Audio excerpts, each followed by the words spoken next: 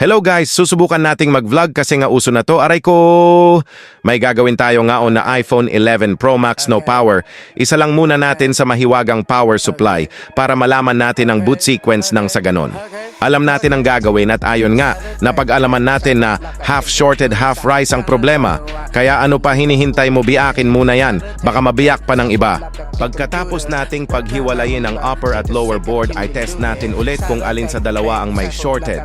Unahin natin si upper board. Pagkasalang ay shorted si upper board.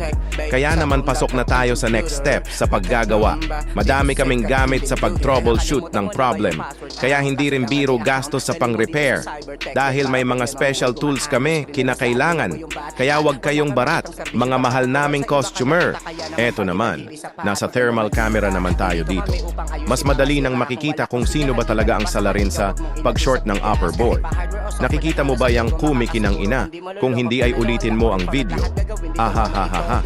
Makikita natin na isang capacitor ang problema. Sunod niyan, gumamit tayo ng multi-tester para maging tama ang paghihinala mo sa jowa mo. Pasok master tester mo na yan. Eto na, ginamitan na ng pinagbabawal na technique, isa sa pinakamahalaga ang multi-tester para ma-identify pa natin kung nandito ba talaga sa part nato ang faulty capacitor. Nang sa ganon, hindi tayo mahirapan pa.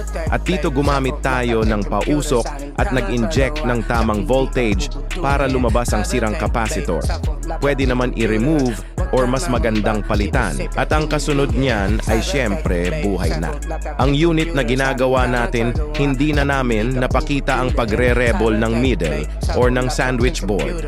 Kasi naman busy kami at walang magvi-video sa akin. Kaya kung magpapagawa kayo ng kahit anong gadget, pwede nyo kaming isearch sa Facebook Cybertech Bay. Dito lang po iyan sa bayan ng Bay, Caritos Building, 2nd floor. Ano pa hinhintay nyo ay like at i-share na ang video para sipagin pa ako magbigay ng kalaman tungkol sa pagre-repair.